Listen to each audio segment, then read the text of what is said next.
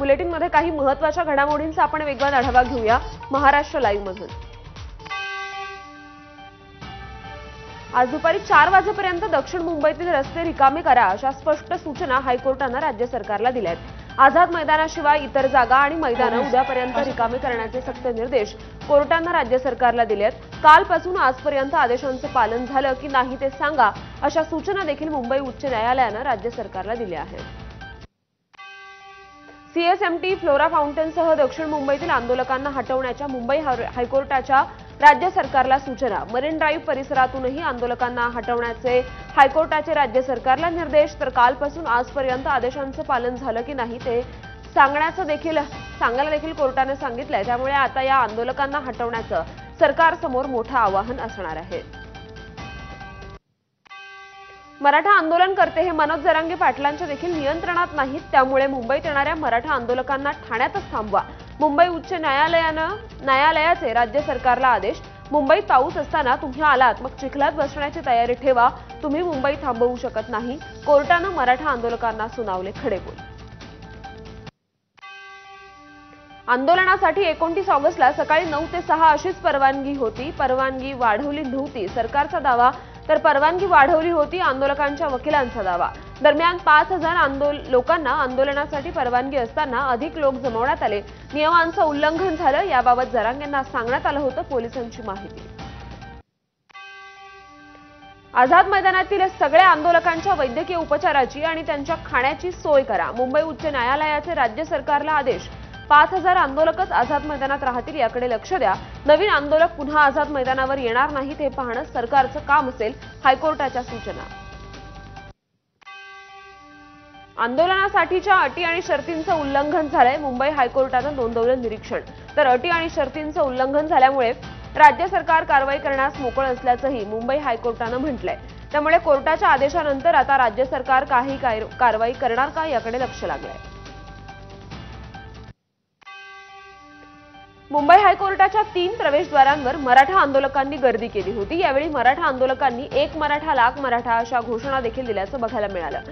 यावेळी काही आंदोलकांनी घोषणाबाजी न करण्याची समजूत काढली। या आंदोलनाला पाठिंबा देणाऱ्यांनी इतरत्र फिरू नये, आझाद मैदानात थांबावं असं आवाहन मंत्री राधाकृष्ण विखे पाटील यांनी केलंय। तर सीएसएमटी स्थानक यासह आजूबाजूच्या परिसरात गोंधळ घालणारे समाजकंटक असतील तर त्यांच्यावर कारवाई झाली पाहिजे, केली जाईल असंही विखे पाटील यांनी स्पष्ट केलंय। कोणी आंदोलन बदनाम करू पाहत असेल तर त्यांना कोणी संरक्षण देणार नाही। मग मी कालही आणि आजही जरांगे पाटलांना मी आवाहन केलेलं आहे की ज्या लोकांना आंदोलनाला पाठिंबा द्यायचा आहे त्यांनी आझाद मैदानावरच फक्त बसावं। अन्यत्र कोणी गेलं तर ते आमच्या आंदोलनामध्ये आमचे आंदोलनकर नाही आहेत, त्या आंदोलनात सहभागी झालेले हे कार्यकर्ते नाही आहेत असं स्पष्ट समजण्यात यावं।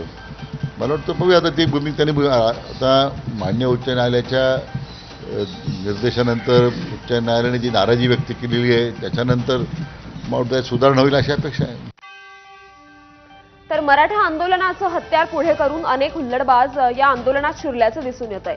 आंदोलकांच्या हुल्लडबाजीमुळे महिला पत्रकारांना वार्तांकन करताना मोठ्या अडचणी येत आहेत। तसंच काही आंदोलनकर्त्यांकडून शिवीगाळ करण्यात आल्याचंही दिसून आलं। या आंदोलनाचा मोठा फटका शाळा आणि कॉलेजेसला बसलेला दिसतोय। तर या सगळ्या परिस्थितीवरही जरांगेंनी सरकारवरच निशाणा साधलाय। पत्रकार बांधवांना सांगतो, पोरं हुल्लडबाजी करत नाहीये, सरकार हुल्लडबाजी करत आहे। सरकारला 4 महिन्यापूर्वी सांगितलं होतं आम्हाला मुंबईला यायचं नाही, आमची आरक्षणाची मागणी सोडवा। या हुल्लडबाज आणि माजमस्तीत जगणाऱ्या मदमस्त मुख्यमंत्री, माजलेल्या मुख्यमंत्र्यानं जाणून बुजून मराठ्याचा प्रश्न सोडला नाही, अशांतता व्हावी म्हणून। तर मराठा आरक्षणाबाबतच्या बैठकीत कायदेशीर बाबींवर चर्चा झाल्याची मुख्यमंत्री देवेंद्र फडणवीसांनी प्रतिक्रिया दिली आहे। कायद्यातून जे मार्ग काढायचे आहेत ते करण्याची मागणी आमची मानसिकता असल्याचंही मुख्यमंत्र्यांनी म्हटलं। कोर्टात कायद्याच्या गोष्टी कशा टिकून राहतील याबाबत देखील चर्चा झाल्याची मुख्यमंत्र्यांनी माहिती दिली। बैठकीमध्ये आम्ही सगळ्या लीगल ऑप्शन्सचा विचार केला। मार्ग काढत असताना कायदेशीररित्या ते कोर्टात कसे टिकू शकतील या संदर्भातली काही चर्चा झालेली आहे, त्यातली काही माहिती अधिकची मागवलेली आहे. ती माहिती आल्यानंतर पुन्हा एकदा आम्ही बसलो होतो आणि या संदर्भात एकदा जे काही मार्ग आपल्याला काढायचे आहेत, हे जर कायदेशीर मार्ग काही जर त्यातनं शक्य असतील तर ते काढण्याची आमची मानसिकता आहे. त्याच्यावरच आमचं वर्किंग चाललेलं आहे. तर गेल्या काही दिवसांपासून मनोज जरांगेंचं आझाद मैदानात आंदोलन सुरू आहे. या आंदोलनाचं वृत्तांकन करायला काही महिला पत्रकार गेल्या असता मराठा आंदोलकांनी त्यांना शिवीगाळ आणि त्यांच्यासोबत गैरवर्तन केल्याच्या तक्रारी होत्या. यावर मुख्यमंत्री देवेंद्र फडणवीसांनी महिला पत्रकारांवर हल्ले अशोभनीय असल्याची प्रतिक्रिया दिली आहे. लोकशाहीमध्ये तुमची भावनाच पोचवण्याचा प्रयत्न करत असतात, अशा वेळी त्यांच्यावर असा हल्ला होणं हे बिलकुल महाराष्ट्राच्या एकूण संस्कृतीला शोभणारं नाही, अतिशय अशोभनीय आहे आणि याचा सगळ्या स्तरावर निषेध झालाच पाहिजे. तर एकीकडे आम्हाला संपलेला छोटा पक्ष म्हणायचं आणि मोठं आंदोलन होतं तेव्हा केंद्रबिंदू शरद पवार असतात असं म्हणत सुप्रिया सुळेंनी शरद पवारांच्या भूमिकेवर टीका करणाऱ्यांना उत्तर दिलंय. महायुतीकडे सत्ता आहे आणि अपेक्षा सगळे शरद पवार यांच्याकडून करतात म्हणत सुळेंनी टोला लगावलाय. तर आंदोलन होणार हे आधीच माहिती होतं, त्यामुळे सद्यस्थितीला सरकारच जबाबदार असल्याचंही सुप्रिया सुळेंनी म्हटलंय. मला हीच गंमत वाटते की एकीकडे आम्हाला संपलं म्हणून म्हणतात, छोटा पक्ष म्हणून म्हणतात आणि एवढं मोठं आंदोलन जेव्हा उभं राहतं त्याचा केंद्र शरद पवारच होतात. ते 280 पैकी 250 आमदार आणि 300 खासदार असलेला पक्ष हा परत शरद पवारांकडेच वळतो, हे म्हणजे कमाल आहे बाबा या सरकारची. तर मुंबईतील आझाद मैदानावर मराठा आरक्षणासाठी मनोज जरांगेंचा लढा गेल्या काही दिवसांपासून सुरू आहे. याच लढ्याला पाठिंबा म्हणून काल संभाजीराजेंनी मनोज जरांगेंची आंदोलनस्थळी भेट घेतली. तर 2007 पासून मराठ्यांना आरक्षण मिळावं म्हणून आपला सुद्धा लढा सुरू असून सरकारनं मराठा आरक्षणावर लवकरात लवकर मार्ग काढावा अशी मागणी यावेळी संभाजीराजेंनी केली. 2007 पासून सुद्धा माझा 20 वर्ष या गरीब मराठ्यांना आरक्षण मिळावं म्हणून माझा सुद्धा लढा आहे आणि त्याचाच एक मावळा हे मनोज जरांगे पाटील आहे. माझी एवढंच म्हणणं आहे की मनोज जरांगे पाटलांनी जो लढा उभा केलेला आहे, जे अनेक मागण्या त्यांनी सरकारच्या पुढे ठेवलेल्या आहेत, सरकारने सुद्धा लवकर दोघांनी एकत्र येऊन त्याच्यावर मार्ग काढावा अशी माझी सरकारला विनंती आहे. तर मुंबईत अबू आझमींनी आंदोलनस्थळी मनोज जरांगेंची भेट घेतल्यानंतर नितेश राणेंनी जरांगेंवर जोरदार टीका केली आहे. महाराष्ट्रात औरंगजेबाच्या अनुयायांचा मान वाढवणं म्हणजे थेट शिवचरित्राचा अपमान, तर औरंगजेबाचे गोडवे गाणाऱ्यांना महाराष्ट्रात स्थान नाही, अशा लोकांची हातमिळवणी करणाऱ्यांना सच्चे शिवभक्त कधीच माफ करणार नाहीत, अशी प्रतिक्रिया नितेश राणेंनी दिली आहे. मनोज जरांगेंच्या आंदोलनानंतर राज्य सरकार ऍक्शन मोडवर आलंय. राज्य सरकार आता मराठा आरक्षणासाठी नवीन GR काढण्याच्या तयारीत असल्याची माहिती सूत्रांनी दिली आहे. कुणबी प्रमाणपत्र मिळवण्यासाठी गावातील नातेवाईक किंवा कुणबी प्रमाणपत्रधारक यांच्या अॅफिडेव्हिटवर आरक्षण लागू करण्यासंदर्भात सरकारचा विचार सुरू आहे. तसंच गाव पातळीवर छाननी समिती स्थापन करण्यात येणार असल्याची माहिती देखील सूत्रांनी दिली आहे. महाधिवक्त्यांच्या मान्यतेनंतर जरांगे पाटील यांना मसुदा दाखवून अंतिम निर्णय घेण्यावर सरकारचा विचार सुरू आहे.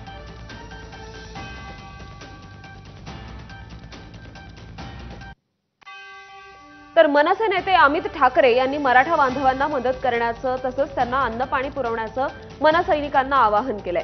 आंदोलकांना गरजेनुसार अन्न पाणी औषधोपचार पुरवा असंही अमित ठाकरेंनी म्हटलंय. कुठूनही आले असले तरी ते आपले आहेत, ज्यांचं अन्न पाणी संपलंय त्यांना मदत पोहोचली पाहिजे, ही आमची भूमिका आहे असंही अमित ठाकरेंनी म्हटलंय. मी आता जे आंदोलन बघतोय, मला वाटतं ते जे मराठा बांधव आहेत आपले भगिनी आहेत ते मला वाटतं 1-2 दिवसाची तयारी करून आलेले. त्यांचं तिकडे खाणं संपलंय, पाणी संपलंय, त्यांचे औषधं संपली असतील, तर मला वाटतं की शेवटी ते कुठूनही आले असेल तरी आपले आहेत, मुंबईत आलेत, त्यांना कुठेही एकटं नको वाटायला ही आमची भावना आहे आणि मला वाटतं की कुठेतरी आम्ही त्यांची मदत करूच, आता आजपासून चालूच केली. तर ओबीसींवर अन्याय झाल्यास लाखोंच्या संख्येनं मोर्चे काढणार असा निर्वाणीचा इशारा ओबीसी नेते छगन भुजबळांनी दिलाय. मराठा आणि कुणबी या दोन्ही वेगवेगळ्या जाती असल्याचं कोर्टानं स्पष्ट केल्याची आठवणही भुजबळांनी करून दिली.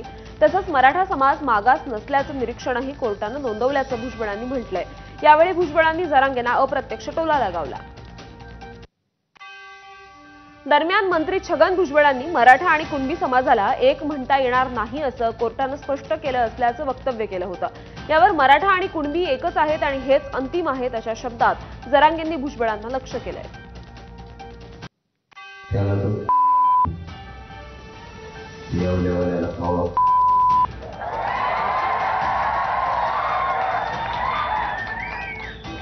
मराठा आणि कुणबी जे फायनल येईल हा आम्ही त्याच्यावर आणलाय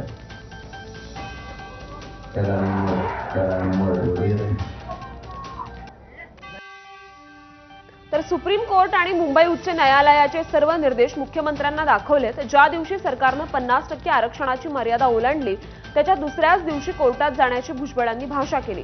त्यामुळे सरकारसमोर आता नवा पेच निर्माण झालाय। त्यांना सुद्धा हायकोर्टाचे जजमेंट्स, त्यांना सुद्धा सुप्रीम कोर्टाचे जजमेंट्स, हे तुमचं जे काय गॅझेटियर्स न्यामकन तमकं सगळं दप्तर दाखवलं। म्हटलं हे सगळं आहे, हे तुम्ही लक्षात घ्या।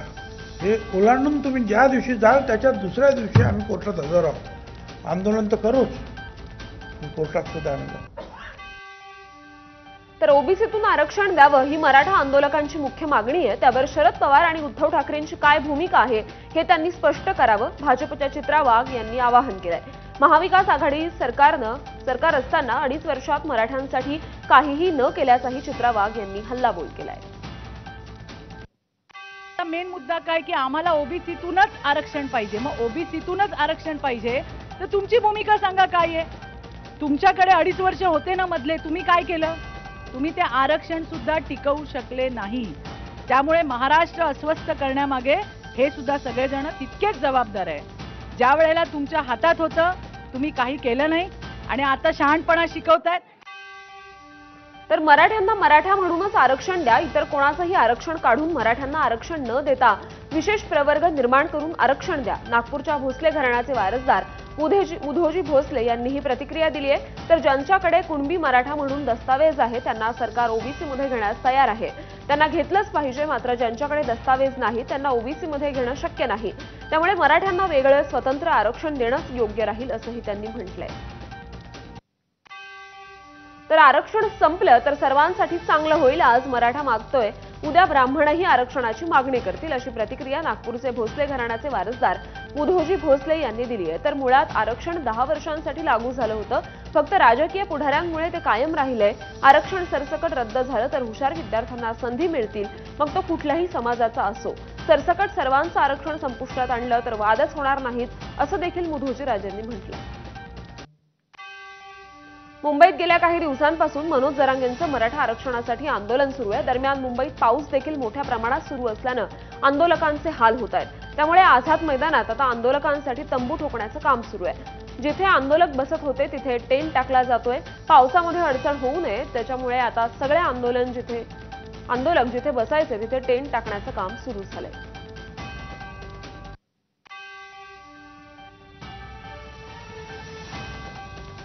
मनोज जरांगेंना उत्तम आरोग्य लाभावं यासाठी जेजुरीच्या खंडेरायाला अभिषेक घालण्यात आलाय। गडाच्या पायथ्याशी जेजुरीतील मराठा बांधवांनी एकत्र येत हा अभिषेक घातला।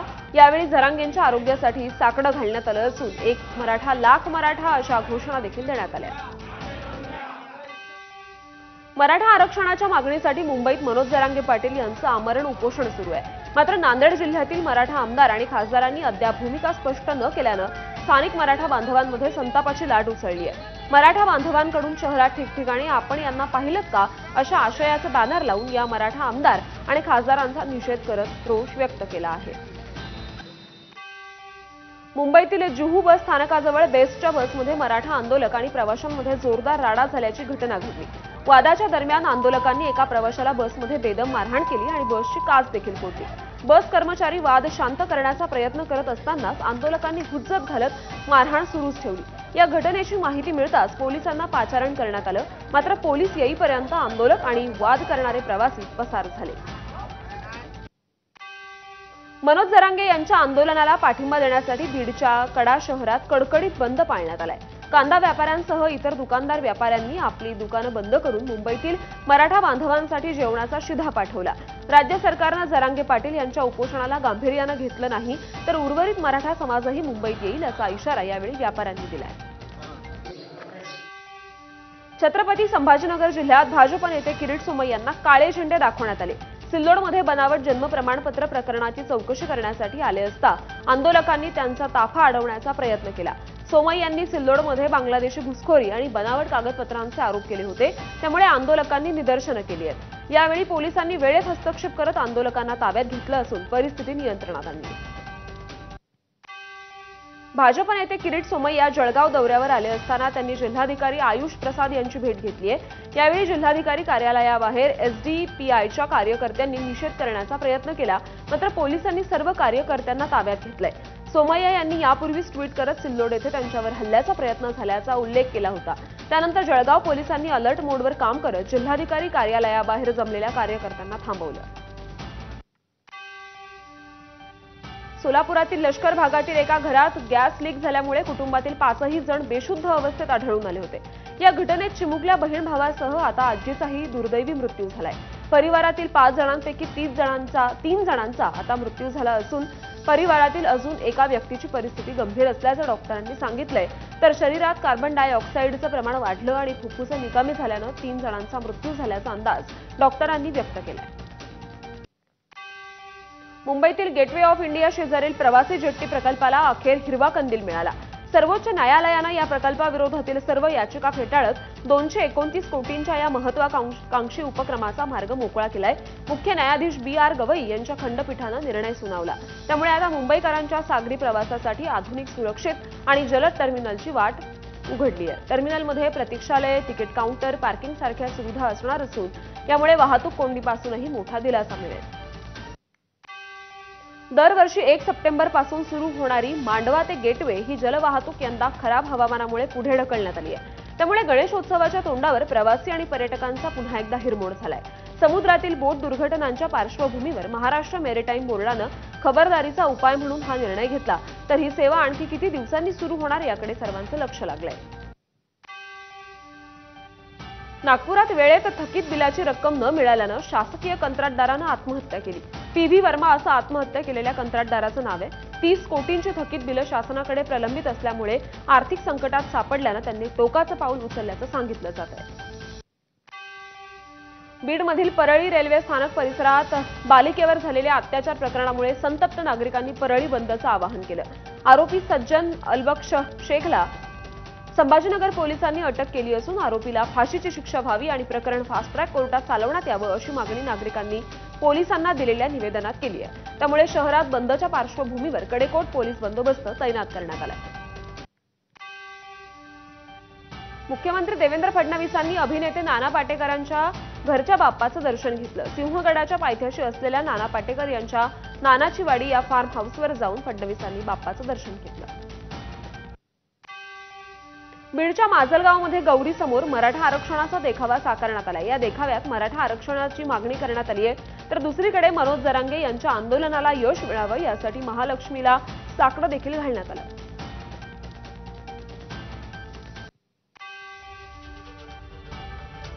आणि या बातम्यांसोबत महाराष्ट्र लाईव्हमध्ये एक छोटासा ब्रेक बघत रहा ABP माझा.